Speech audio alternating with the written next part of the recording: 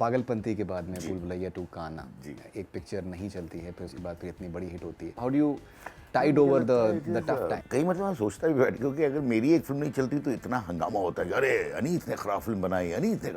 और कई ऐसे लोग हैं जिनकी फिल्में लोग माफ़ भी करते हैं, मुझे पता नहीं क्यों माफ़ी नहीं देते लोग। As a director ji.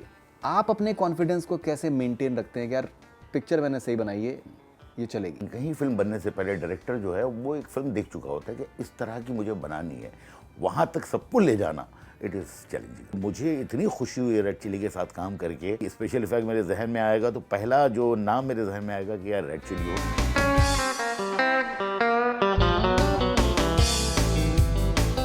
Hi, I am Anees Bazmee and you are watching Bollywood हंगामा।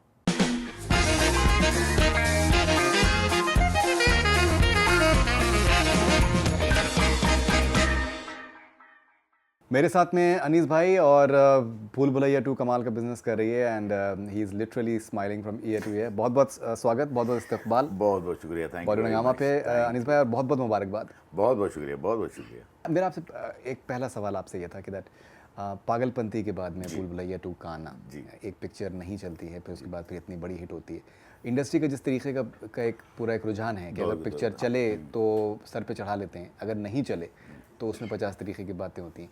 ये आपके लिए जो कांस्टेंट एक जो आप टसल आपने पूरे अपने करियर में एक्सपीरियंस किया, कैसे आप उसको देखते हैं? How do you tide over the tough times? Routine ये चलते रहता है और मैंने ज़िंदगी में मतलब खैर इतने उतार चढ़ाव देखे हैं और टचवुड मतलब कि उतार मैंने थोड़े कम देखे हैं, बहुत बल्कि गिने चुने। लेकिन प्रॉब्लम ये है कि अगर मेरी कई मतलब मैं सोचता भी बैठ क्योंकि अगर मेरी एक फिल्म नहीं चलती तो इतना हंगामा होता है कि अरे अनीस ने खराब फिल्म बनाई, अनीस ने। और कई ऐसे लोग हैं जिनकी फिल्में लोग माफ़ भी करते हैं, मुझे पता नहीं क्यों माफ़ी नहीं देते लोग। तो वो एक है, तो ये होता रहता है। फिल्में हिट होती हैं तो बड़ा प्यार मिलता है और बहुत खुशी होती है, और जब नहीं चलती हैं तो बड़ी प्रॉब्लम्स आती है, बहुत ज़्यादा लोग बोलते हैं।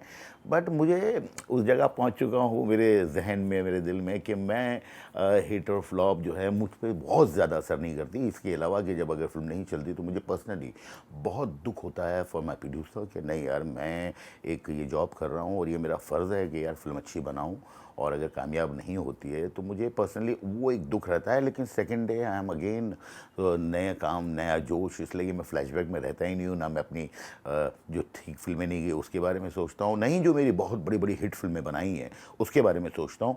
आई ओनली वर्क कि भाई कल क्या करना है। और अगर आप मुझे मेरी जितनी फिल्में, मतलब माशाल्लाह मैंने 60-70 फिल्मों में मेरा एसोसिएशन रहा है एज अ राइटर डायरेक्टर, मुझे किसी फिल्म के कोई ना सीन याद है, ना डायलॉग याद है, ना मैंने दोबारा देखी उन फिल्मों को जानबूझ के। It was a conscious effort कि नहीं यार, कहीं ना कहीं आदमी अपने काम से बहुत इंप्रेस हो जाता है और फिर वो अपने काम को जो है जाने अनजाने में कहीं ना कहीं रिपीट वो हो जाता है। तो वो मैं चाहता नहीं था, तो मैंने अपनी फिल्में कभी देखी नहीं, कभी उस पर डिस्कस नहीं किया।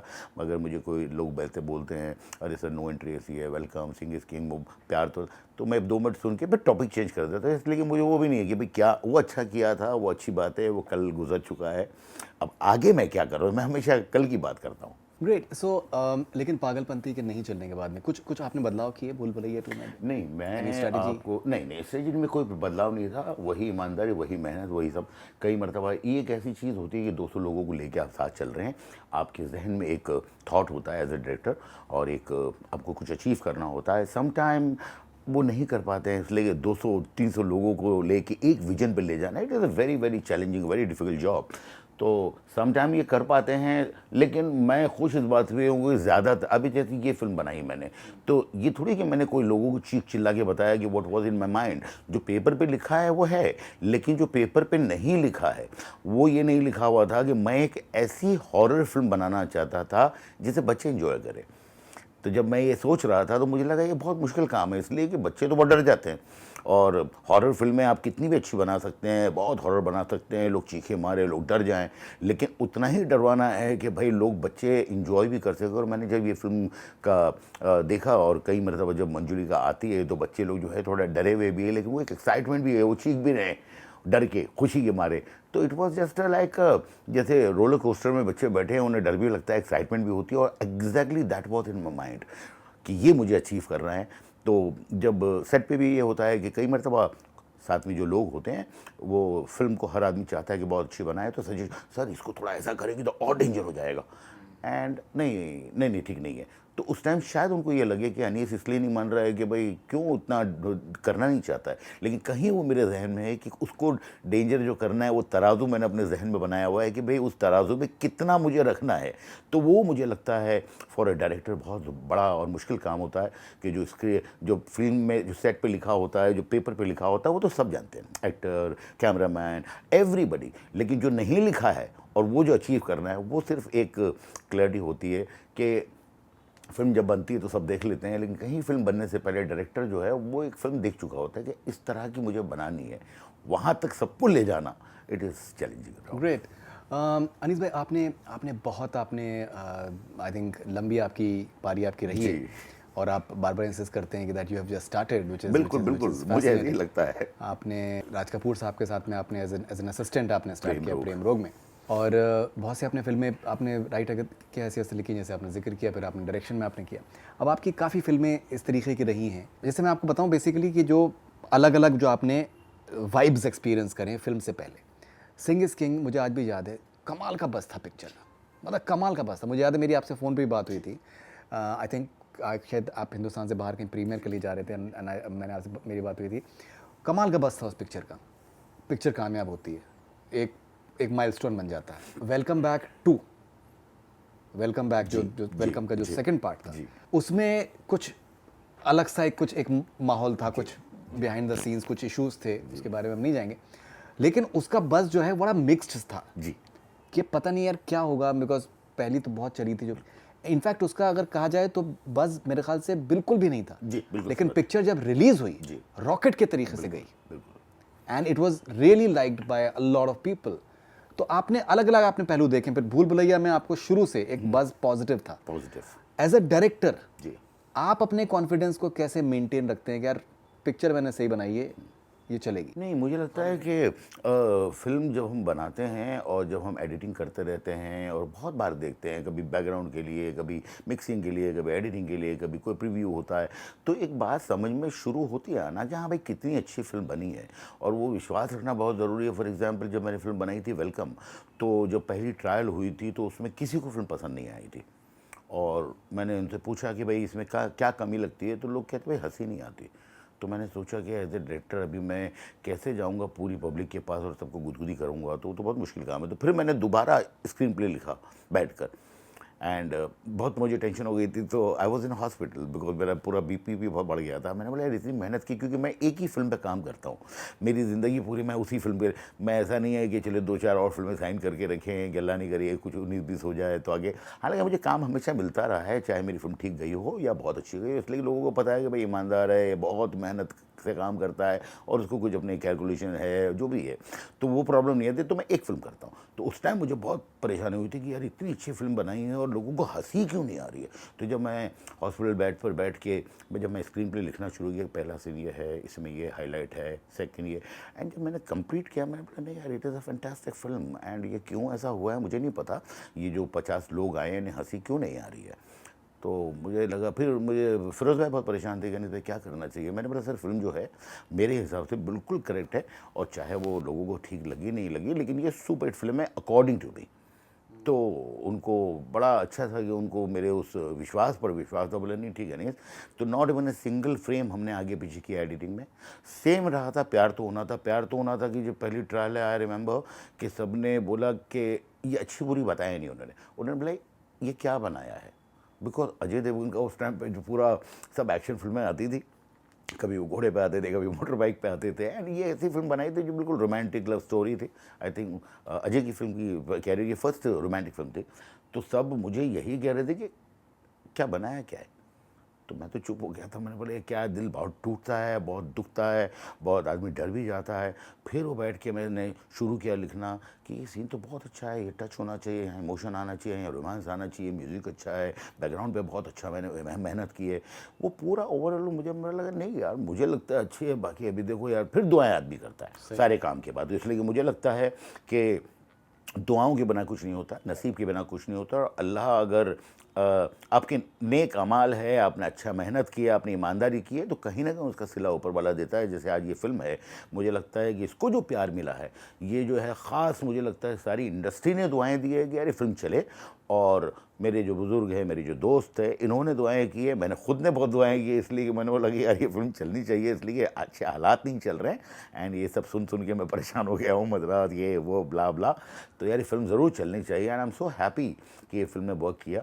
तो वो जब एज ए डायरेक्टर आपको अपना कॉन्फिडेंस सिर्फ उस बात पर रखना है कि आपने पहले दिन ये क्या सोचा था, आपने कैसे लिखा था, आपने कितनी मेहनत की थी, सेट पे आपने खुद ने एंजॉय किया था कि नहीं किया था। तो जब सेट के ऊपर होते हैं तो सब हंसते हैं, मेरी सबसे आखिरी हंसी रहती है, आखिर तक मैं हंसता हूँ, मैं इतना एंजॉय करता हूँ क्योंकि वो एंजॉय करने के लिए मैं फिल्में बनाता हूँ। मैं अपने आप को आज भी कहीं ना कहीं पब्लिक मानता हूँ। मैं आज जब लोगों की फिल्में देखता हूँ तो मैं क्रिटिक और ऐसा बन, मैं फिल्म देखता हूँ, मैं सीडी पे बजाता हूँ, मैं तालियां पे बजाता हूँ, मैं रोता भी बहुत। तो मैं बिल्कुल एकदम आज भी अपने आप को, मैंने बिल्कुल बिल्कुल ऑडियंस आप समझ लीजिए कि मेरे जो अगर मुझे कोई फिल्म अच्छी लगती है वो ज़रूर चलती है, ये मैंने देखा है। और जो मुझे नहीं अच्छी लगती है वो बहुत मुश्किल होती है चलना। ओके ना, जैसे बहुत बार कहते हैं, आई थिंक जब आप risk, the bigger the risk the bigger the gain, certain portions picture के जो हैं बंगाली में हैं जी, may be they may have been some people who may have told you कि यार ये थोड़ा सा एक तरीके का रिस्की हो सकता है बिकॉज आपने हिंदी के सबटाइटल्स आते हैं। अब ना हुआ ये कि पिक्चर बंगाल में चल रही है जो कि यूजुअली हिंदी फिल्में बंगाल में नहीं चलती हैं। तो आई थिंक कि वो बिलीव शायद मेरे ख्याल से शायद आपका होगा। बिल्कुल।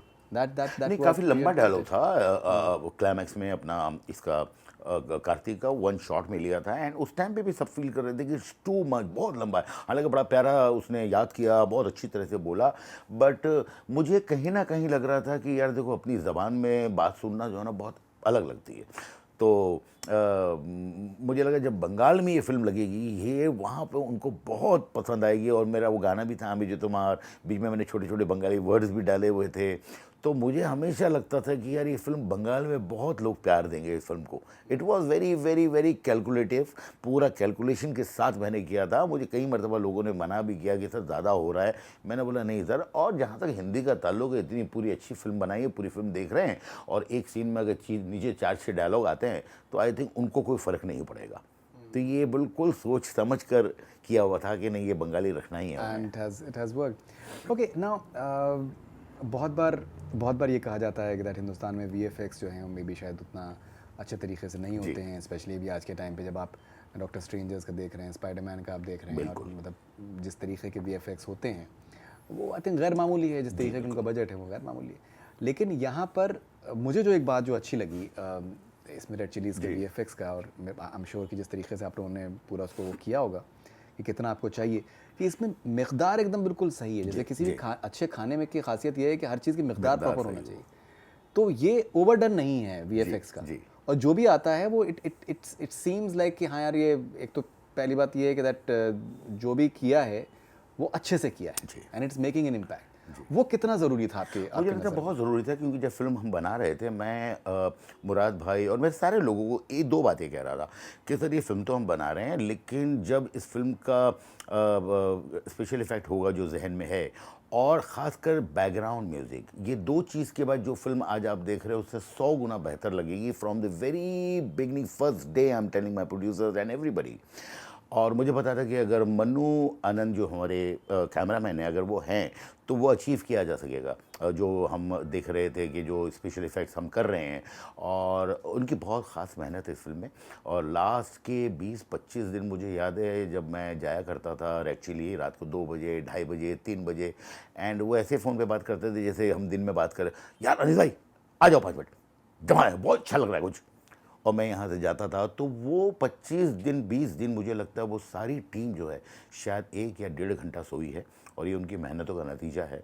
और बहुत काम किया है मनु जी ने। एंड मुझे ये बोलना होगा कि रेड चिली जो है, आई थिंक वो बहुत ही कमाल लोग हैं, बड़े प्रोफेशनल लोग हैं, और उनका एटीट्यूड आपके तरफ बहुत दोस्ती का है। उनको प्यार होता है पिक्चर से कि नहीं यार अच्छा है, वो हम अच्छा काम करें। तो मुझे इतनी खुशी हुई रेड चिली के साथ काम करके, और मैं चाहूँगा कि आगे बस कभी स्पेशल इफेक्ट मेरे जहन में आएगा तो पहला जो नाम मेरे जहन में आएगा कि यार रेड चिली हो, ताकि उसका इम्पैक्ट उतना रहे। और सैंडी हमारा जो है बैकग्राउंड म्यूज़िक, उस इंसान ने इतनी मेहनत की, इतना प्यारा बैकग्राउंड म्यूज़िक दिया कि लोग आज ये कह रहे हैं कि यार फिल्म का म्यूज़िक बहुत अच्छा, और बैकग्राउंड पहली बार लोग बात कर रहे हैं। ऐसा लग रहा है जैसे फिल्म का बैकग्राउंड म्यूज़िक बैकग्राउंड में नहीं है, वो फोरग्राउंड में आ गया है। इतना खूबसूरत काम किया। तो 2 ढाई महीने बहुत मैं उनके साथ बैठा, बार बार जाता था, और उन्होंने from the very first day, पहले दिन की शूटिंग के पहले मुझे एक ट्यून बना के दी थी जो मुझे बहुत अच्छी लगती थी, और कहीं ना कहीं हमने डिस्कस किया था कि ये हमको ट्यून बनानी है। जो पहली वाली फिल्म है भूल भुलैया, उसका जो गाना था तेरी आंखें, उसका जो क्रॉस लाइन थी, दिल में तो रहते हैं, वो बहुत अच्छी लगती थी मुझे। तो उस पर उन्होंने बनाया था डारा, जब जब ये लड़की आती है हमारी मंजुली का, तो वो चलता है। तो वो पहले दिन उन्होंने बना के दिया था, वो मुझे बहुत हेल्प किया कि जब मैं शॉट लेता था तो मुझे पता है कि कितनी लेंथ का शॉट लेना है। मैं गाया करता था मेरे जहन में, और फिर वैसा शूट होता। तो ये 2 चीज़ें फ़िल्म के लिए बहुत ज़रूरी थी। बीच में कई मरतबा हमारे कुछ लोगों को लगता था कि यार पिक्चर, क्योंकि हमने पूरा एक हवेली में ही शूट किए, तो कहीं ना कहीं ऐसा लग रहा था कि कहीं छोटी तो नहीं हो रही है फ़िल्म। तो लोगों को डर ये था, और मैं एक ही बात कहता था कि जब पूरा स्पेशल इफेक्ट होगा, जब बैकग्राउंड आएगा, तो ये फिल्म आपको बहुत बड़ी नज़र आएंगे। आई एम वेरी हैप्पी कि आज उन सबका ये कहना है कि नहीं यार फिल्म बहुत ज़बरदस्त बड़ी नज़र आती है। राइट।